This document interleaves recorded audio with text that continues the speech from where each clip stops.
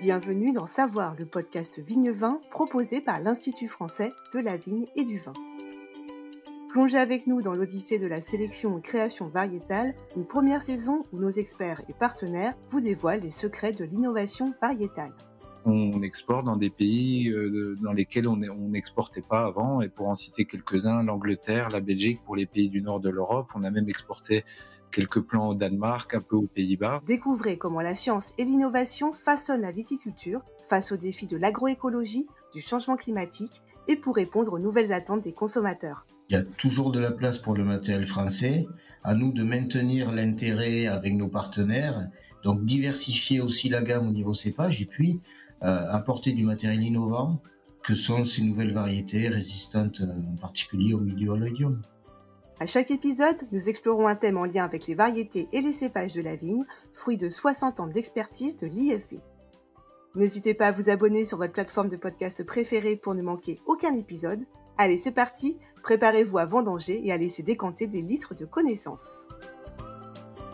Dans ce nouvel épisode de Savoir, le podcast Vigne-Vin, nous allons parler de la sélection et de la création variétale Made in France. Quels sont les attendus à l'étranger? Peut-on parler de French Touch? Quels seront les marchés de demain à l'international? Pour répondre à ces questions, j'ai le plaisir de recevoir Laurent Audeguin de la direction Recherche Innovation Pôle Matériel Végétal à l'IFV, également directeur du développement de la marque Antave, et je reçois également Vincent Delbos, directeur général des Pépinières Guillaume, une PME familiale qui se situe à Charsène en Franche-Comté, qui est également un des leaders mondiaux sur le marché des plants de vigne à l'international. Bonjour à tous les deux. Bonjour. Bonjour. Merci d'être avec nous. Alors on démarre cet épisode avec la traditionnelle question à nos invités. Si vous étiez un cépage, vous seriez lequel et surtout pourquoi? C'est une question compliquée parce que ça dépend beaucoup du contexte dans lequel on se trouve, avec qui on déguste. S'il faut en choisir un, je vous dirais la Syrah pour sa complétude, pour sa structure, pour plein de choses en fait. Et Vincent, quel cépage vous choisiriez? Alors moi, je choisirais, quant à moi, un cépage rouge également, mais je choisirais le Pinot Noir, donc qui est pour moi un cépage qui révèle toujours une grande finesse, un bon équilibre, des arômes fins qui vont chercher dans plusieurs registres, ceux des fruits, mais aussi ceux du sous-bois quand le vin évolue, des arômes vraiment complexe, et une couleur aussi que je trouve jolie, plutôt rouge clair dans son jeune âge et qui évolue vers du rouge brique. Et donc c'est, je pense, un de mes cépages préférés. Et si je devais être un cépage, je serais le Pinot Noir. Très bien, merci à tous les deux. Alors pendant tout cet épisode, nous allons parler de la création variétale et de la sélection à l'international. Mais d'abord, pour démarrer, Laurent, est-ce qu'on peut faire un petit rappel historique? Quand a commencé la sélection en France et pour quelles raisons? Pour faire un peu d'histoire, il y a eu un événement majeur, deuxième partie du 19e siècle, c'est la crise phylloxérique qui a ravagé très rapidement le vignoble français et d'Europe occidentale. C'est un puceron qui est présent dans quasiment tous les pays au monde désormais. Et puis, il a fallu reconstituer le vignoble après cette crise avec des hybrides, avec des porte-greffes. Et c'est entre les deux guerres, et plus précisément à la sortie de la guerre, de la Seconde Guerre, qu'on s'est aperçu qu'il fallait à tout prix intégrer des problématiques que sont les viroses de la vigne, et notamment le cournoyer et l'enroulement, pour sélectionner ce matériel végétal. Et c'est ainsi qu'il y a une section bois et plants de vigne à l'échelle nationale qui a été créée dans les années 44-45. Et puis l'Antave, historiquement connu ici, implanté au domaine de l'Espiguette au bord du Roi, a été choisi pour héberger le matériel végétal, objet de la sélection, pour sélectionner du matériel indemne des virus, indemne des viroses incurables, et du matériel végétal qui correspondait aux performances attendues par la viticulture, et plutôt à l'époque des clones dits productifs. Pourquoi les sélections françaises sont très demandées à l'export? Comment ça se traduit en chiffres? Parce que le vignoble, aujourd'hui appelé le vignoble du nouveau monde viticole, qui s'est constitué à partir de la fin du 18e, début du 19e, s'est constitué avec des cépages français qui commençaient à l'époque à faire la notoriété de nos grands vignobles. Et ils ont servi de base à l'installation de ces vignobles. Et de fait, quand à partir des années 70, la sélection clonale a porté officiellement à l'agrément, à la certification, les premiers clones, eh bien, ils ont été rapidement prisés par ce nouveau monde viticole. Et du coup, c'est quels cépages, par exemple, qui sont, particulièrement présents à l'international, peut-être Vincent ou vous, Laurent? Je dirais la popularité des variétés françaises est liée à la réputation des vins et donc les vignobles du Nouveau Monde qui ont cherché beaucoup à imiter, je dirais, les vins européens et les vins français, ont introduit des variétés correspondantes et donc les variétés les plus, je dirais, plantées à l'international, car les plus renommées en France sont notamment en rouge, on peut parler du Cabernet Sauvignon, une des variétés les plus plantées, mais également en blanc, le Chardonnay et aussi d'autres exemples de cépages plus anecdotiques qui ont été introduits et qui ont connu un développement dans certains pays et qui participent aujourd'hui à l'identité des vins des pays concernés. Le Cabernet Sauvignon aujourd'hui, c'est le cépage le plus planté au monde. Et du coup, en chiffres, quelle part, la sélection française représente, on va dire, dans ces vignobles? Est-ce qu'on exporte beaucoup? Est-ce qu'on exporte plus qu'avant, moins qu'avant? Aujourd'hui, donc les parts de l'export au niveau de la filière pépinière française, c'est des chiffres qui forcément varient d'année en année, mais qui avoisinent les 10 millions de plants pour des valeurs aux alentours d'une vingtaine de millions d'euros au niveau de la valorisation. Et donc, c'est des chiffres qui sont peut-être un peu en retrait par rapport aux 10 dernières années précédentes, avec des contraintes, je dirais, réglementaires et aussi un aspect coût sur les produits français qui ont peut-être réduit un peu la part des exports, mais la génétique et la qualité des plants françaises restent à l'international quelque chose de recherché par les gens qui investissent dans le vin et dans les projets de qualité. Vous me disiez, ça baisse un peu la part à l'export, mais on reste quand même, le principal pays exportateur? En Europe, la France reste un des principaux pays exportateurs. On peut citer l'Italie aussi, qui est un gros pays exportateur. Et au niveau mondial, je pense que France et Italie, oui, correspondent aux principaux pays exportateurs de plants de vigne. Laurent, vous voulez ajouter quelque chose peut-être sur cette, question? Je voulais dire sur la... Bon, il y a l'exportation de plants de vigne, et puis ce qu'on est obligé de faire en lien avec les réglementations domestiques de ces différents pays, c'est, par exemple, aujourd'hui, on ne peut pas exporter des plants aux États-Unis, en Australie, en Nouvelle-Zélande, au Chili. Donc on est obligé de passer par une quarantaine. Donc on n'y envoie que des boutures en quantité réduite qui font l'objet de tests d'analyse réglementés. Et si après le matériel végétal satisfait à la réglementation locale, eh bien, il est remis à des pépiniéristes qui vont le multiplier. Ce que je voulais rajouter, c'est que il y a une très bonne connaissance de nos cépages, de nos sélections dans ces pays. L'œnologue américain est très au fait des performances des sélections de Pinot Noir, des sélections de Syrah, de Cabernet Sauvignon, de Chardonnay. On a un public très connaisseur. Est-ce qu'on a des concurrents sur ce marché-là et qui sont-ils? La part d'autres pépinières ou d'autres pays, en tout cas dans l'exportation, est importante et je dirais a probablement pris des places sur la pépinière française avec, je dirais, l'aboutissement aussi dans des pays, même si c'est aujourd'hui moins prestigieux, moins connu, de programmes de sélection qui aujourd'hui commencent à porter des fruits et également aussi des pépinières qui sont plus compétitives que les pépinières françaises au niveau des coûts de production et qui les rendent donc plus agressives commercialement sur des marchés export. Donc je pense que la pépinière française reste une référence en matière de qualité et à l'international, mais d'autres pays et d'autres, je dirais, activités pépinières se développent quand même en parallèle à l'international. À quel pays vous pensez? Je pense à l'Italie en particulier, qui a une activité export importante. Certaines fois dans des pays où la pépinière française ne peut pas ou n'arrive pas à exporter, et on sait que la pépinière italienne arrive à exporter dans ces destinations. Eh bien écoutez, ce que je vous propose maintenant, c'est de passer au quiz et on se retrouvera ensuite pour parler plus précisément du Chili et de l'Argentine. Alors vous aussi qui nous écoutez, n'hésitez pas à jouer, nous avons quelques questions à vous proposer. Premièrement, quel est le cépage le plus planté dans le monde? Le Cabernet Sauvignon, le Chardonnay ou le Pinot Noir?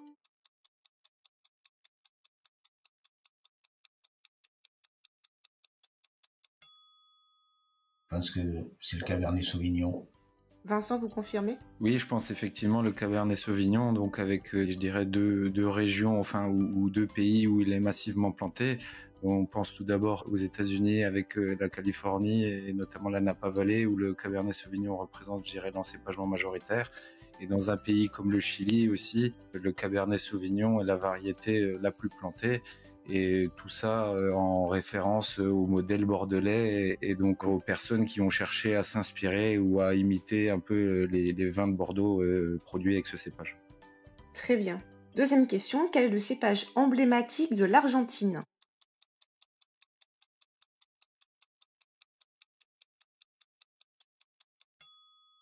Je vais répondre à cette question. Donc le cépage emblématique de l'Argentine s'appelle le Malbec. C'est comme ça en tout cas qu'il est dénommé en Argentine. Et en fait, ce nom Malbec est en fait un synonyme d'un cépage originaire du sud-ouest de la France, qu'on appelle en France le Côte ou Malbec. Et donc en Argentine, ce cépage donc originaire du sud-ouest s'est implanté, diffusé, était reconnu pour la qualité de ses vins. Et aujourd'hui, l'Argentine en a fait son cépage, je dirais, national emblématique, mais il s'agit à l'origine d'un cépage français. Troisième question, quel est le cépage emblématique de l'Afrique du Sud, cette fois-ci?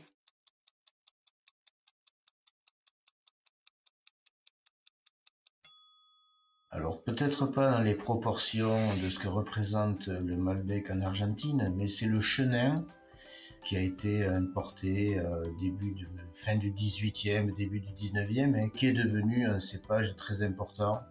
Vache blanc est originaire du Val-de-Loire, le chenin. Dernière question, la Carmenère est-elle originaire de France ou du Chili?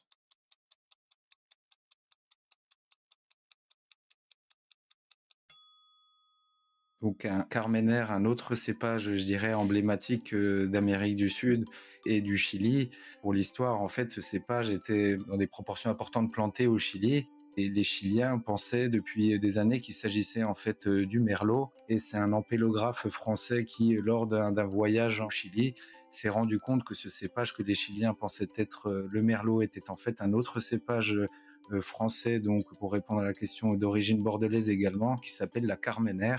Et les Chiliens aujourd'hui en ont fait, à l'image de l'Argentine avec le Malbec, que leur cépage national est connu à l'international. D'accord, donc ils en ont fait leur emblème, mais ça reste un cépage qui vient du côté de Bordeaux. Exactement. Pour compléter ce que vient de dire Vincent, découvert en 1994 par le professeur de viticulture de Montpellier, Jean-Michel Boursicot, et c'est à l'heure de l'enregistrement du podcast, les Chiliens s'apprêtent à célébrer les 30 ans de la Carmener au Chili. Très bien, écoutez, merci pour ces précisions. Nous allons justement rester dans ces pays d'Amérique du Sud.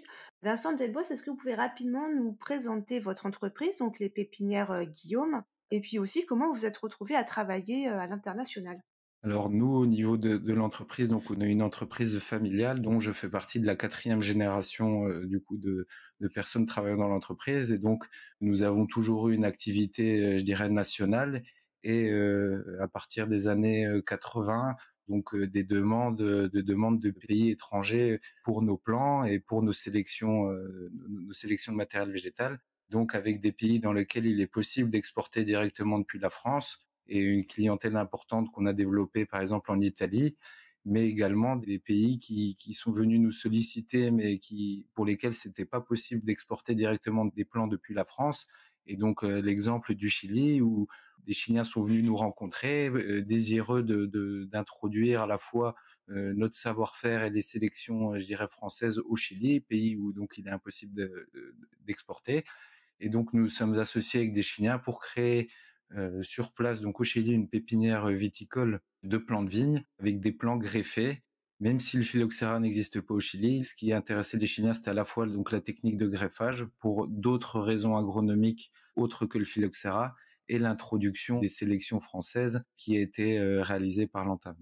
Donc vous êtes retrouvé à porter également cette pépinière au Chili. Voilà, donc on porte cette pépinière au Chili, qui a je dirais, la particularité d'être dans l'hémisphère sud, donc avec un cycle, je dirais, opposé au nôtre. On suit ce projet, on a développé l'entreprise avec les Chiliens, le savoir-faire, et aujourd'hui, on est un des acteurs majeurs, je dirais, de la pépinière chilienne. On continue d'apporter je dirais, les progrès, les innovations que l'on connaît ici en France au niveau de notre pépinière. Et alors justement, au Chili, mais je pense également à l'Argentine, aux États-Unis, quelles sont les demandes de ces pays? Est-ce qu'il y a des demandes particulières ou est-ce qu'on est à peu près sur les mêmes enjeux que les vignerons français? Depuis que la marque a été mise en place il y a maintenant une trentaine d'années et que l'on a commencé à avoir des partenariats, les plus historiques sont aux États-Unis. Le premier marché, c'est le Cabernet Sauvignon. Pour l'anecdote, il y a une seule année où nos pépiniéristes ont vendu tous les plants de Pinot Noir.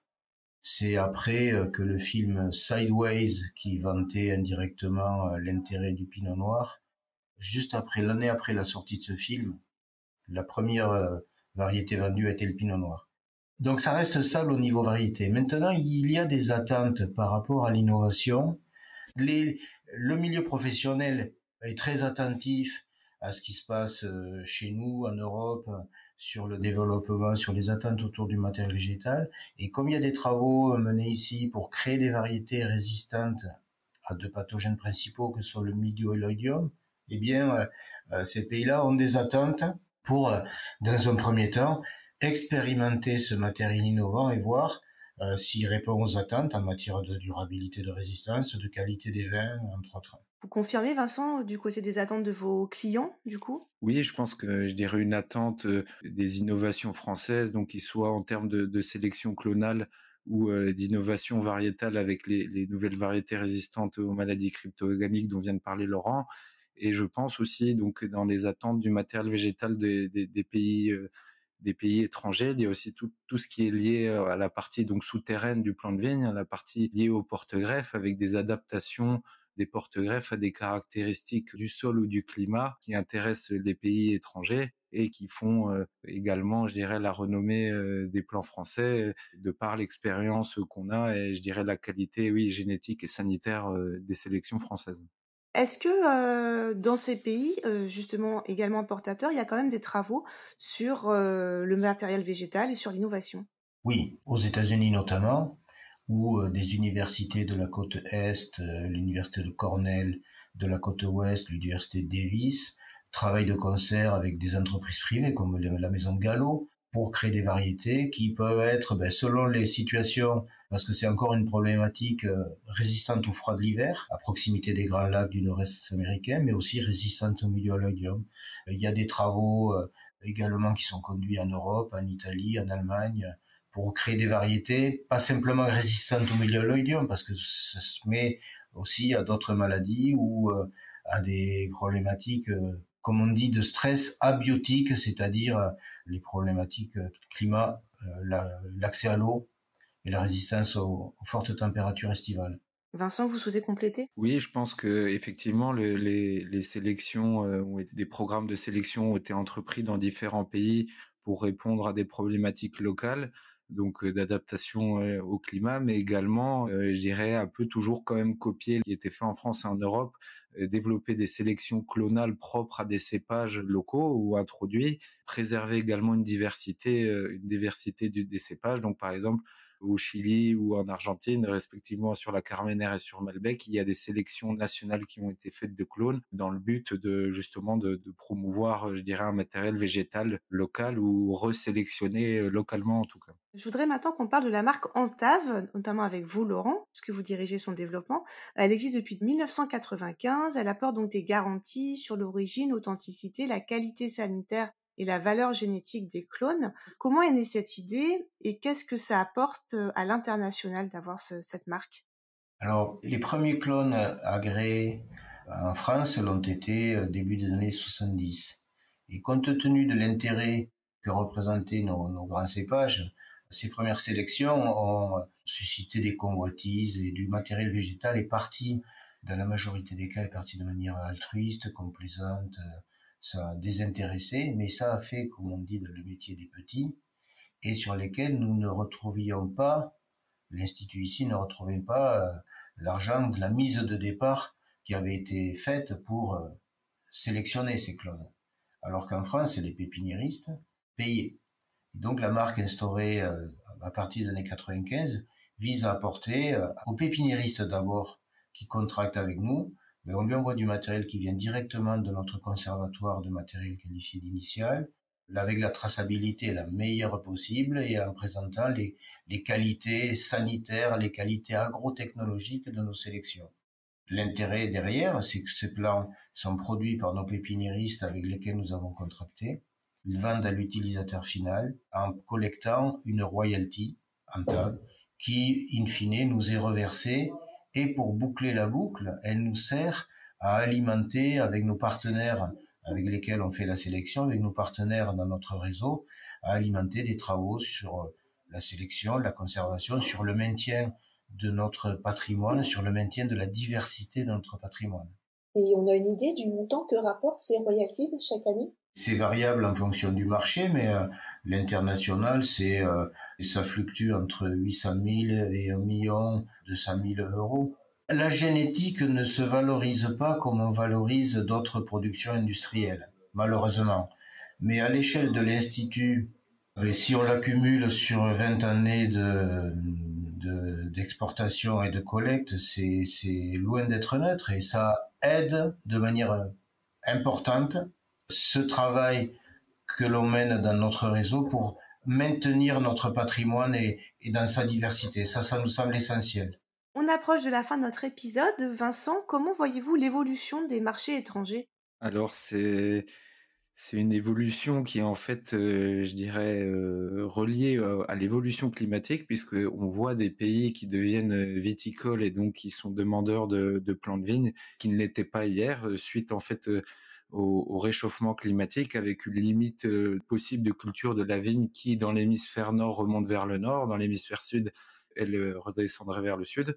Et donc, on exporte dans des pays dans lesquels on n'exportait pas avant. Et pour en citer quelques-uns, l'Angleterre, la Belgique, pour les pays du nord de l'Europe. On a même exporté quelques plants au Danemark, un peu aux Pays-Bas. Et donc, je dirais qu'au niveau international, donc il y a des nouveaux marchés qui s'ouvrent et aussi d'autres marchés qui se ferment ou qui restent fermés pour des raisons de commerce extérieur, de protectionnisme aux frontières, de réglementaire aussi. Et donc, d'une manière générale, je dirais quand même que la part des exportations des plants de vigne en France, par rapport à ce qu'elle a été il y a une vingtaine d'années, est quand même en recul aujourd'hui, même s'il y a des nouvelles destinations qui n'existaient pas aujourd'hui et qui deviennent des marchés potentiels pour la pépinière française. Laurent, vous voyez à peu près les mêmes évolutions se dessiner? On peut espérer planter le drapeau français dans d'autres pays. On est implanté dans la majorité des principaux pays viticoles, mais peut-être qu'en Asie du Sud-Est, il y a des perspectives. Pour des plus petits pays dans lesquels on n'est pas encore suffisamment implanté, je pense au Brésil, je pense à l'Uruguay, je pense au Mexique. Il y a aussi matière à conquérir, enfin à nous implanter dans ces pays-là. Après, pour reprendre ce que vient de dire Vincent, je commence à avoir une bonne idée de comment est le marché américain.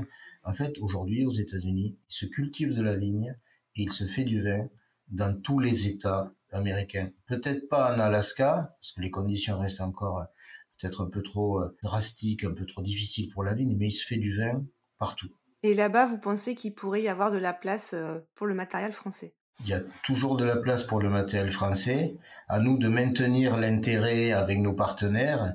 Comme on le disait tout à l'heure, apporter aussi de l'innovation sur le registre sélection, sur le registre de la diversité, parce que ces pays-là sont très au courant de la qualité de nos cépages et de ce qu'on peut en tirer. Donc diversifier aussi la gamme au niveau cépage, et puis, comme nous l'avons également évoqué, apporter du matériel innovant que sont ces nouvelles variétés résistantes en particulier au milieu à l'oïdium. Vincent, oui, donc pour vous, pour la dernière question, quels sont les défis à relever si on souhaite maintenir l'excellence de la filière et ce standing, on va dire, à l'international? Je pense que ça passera par un maintien, je dirais, des exigences de qualité dont est dotée la filière pépinière française, c'est-à-dire pour produire toujours des plants de vigne de qualité au niveau physiologique et sanitaire et génétique, donc sur les trois volets réunis, et aussi, je dirais, un appui au niveau politique, exportation, au niveau des services de l'État et des services de France Agrimaire, pour faciliter ou je dirais encourager les entreprises de pépiniéristes françaises à exporter dans de nouveaux marchés. Donc je dirais toujours maintenir ces exigences et cette qualité dans la production, et en parallèle être appuyé au niveau international et politique pour favoriser les relations entre les pays et les possibilités d'export. On a une chance, c'est d'avoir en France un savoir-faire historique avec les professionnels de la pépinière et un matériel végétal de performance. Donc, il y a demain des raisons d'espérer à occuper la place dans les pays viticoles étrangers.